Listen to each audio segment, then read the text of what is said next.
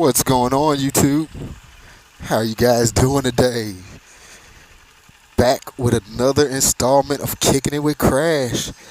Today we have a first ride on the Kawasaki Ninja 650. Awesome motorcycle. Not the fastest bike in the world, but it's perfect for beginner riders. I'm riding it home for a customer that is a beginner rider. Perfect bike. He couldn't have picked a better bike. It's got more power than the 300, so you're not going to get as bored with it as easy. And it's just way more forgiving than, say, for instance, ZX6. So yeah, this guy picked up this bike, and he asked me to ride it home for him, which, of course, I never have a problem riding it home because it gives me an opportunity to shoot a video for you guys and let you know something about a motorcycle that you may not know anything about. Now, the one thing about the 650 that takes a little bit to get used to, at least for me, is it does not have a gear indicator, like the Bandit. So I have no idea what gear I'm in because I can't count. The clutch on this thing is crazy. It's like you just let it out a hair and it's ready to go. This thing definitely needs to be adjusted. If I'm not mistaken, the 650 only makes about 60-something horsepower. So it's not a powerhouse, but it's a very comfortable ride. You get both feet down easy, has a low seat height, so that kind of helps build confidence with new riders as well. I try to avoid selling Ninja 300s as much as possible because I know that's a bike that people are going to get tired of fairly quick. With the Ninja 650, not only is it a good bike to learn on, but it's a good bike to commute on. I've met a lot of guys that use Ninja 650s as just daily commuters, and they've been riding for years. It's just one of those things, like, if you find a bike that does everything right, then go with it. And this bike doesn't do anything bad. Like I said, it's not a powerhouse, so if you're looking for a bike to do 200 miles an hour, then this is not going to be the bike for you. But if you just want something to cruise on and, get on two wheels, then hey, this is a perfect bike.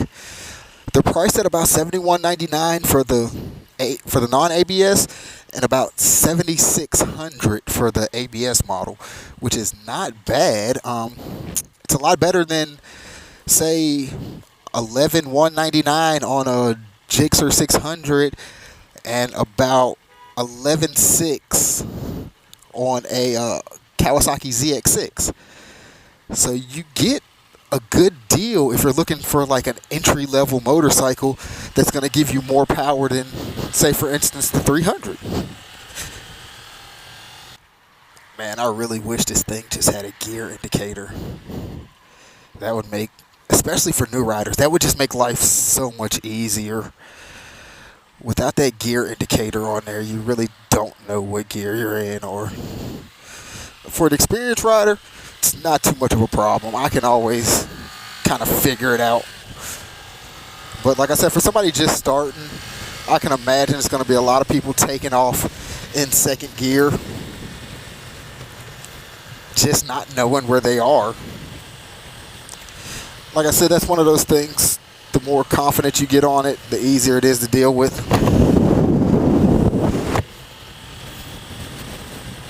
I don't know how good you guys can hear it, but the stock exhaust does not sound bad on this thing. Of course, just like anything else, you put aftermarket exhaust on there and it's going to be a lot louder, and loud pipes save lives. But I could live with the stock sound, at least for a little while, until I was able to upgrade.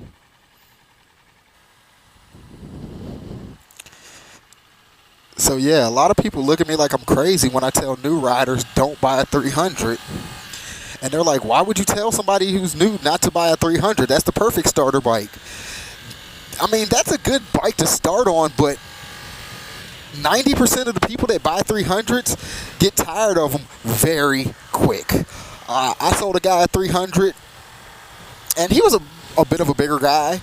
So I knew that wasn't really going to be the right bike for him. But he's like, man, everybody on the internet says I should start on a 300, so I don't want to get anything that's going to be too much for me. And I showed him the Ninja 650. And people get confused when you start throwing CCs at them.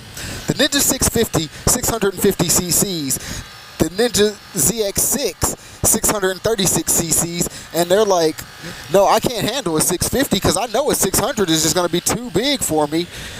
Not knowing that it doesn't make its power nowhere near as quick and aggressive as the 636 does.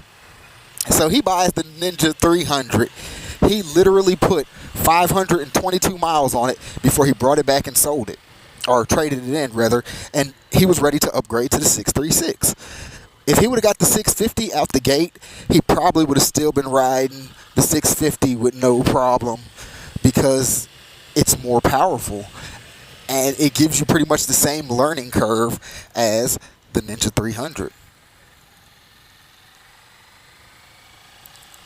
So yeah, if you guys are in the market for a starter bike and you're just now looking to get into motorcycling, don't turn your nose up at the Ninja 650. It's a great starter bike.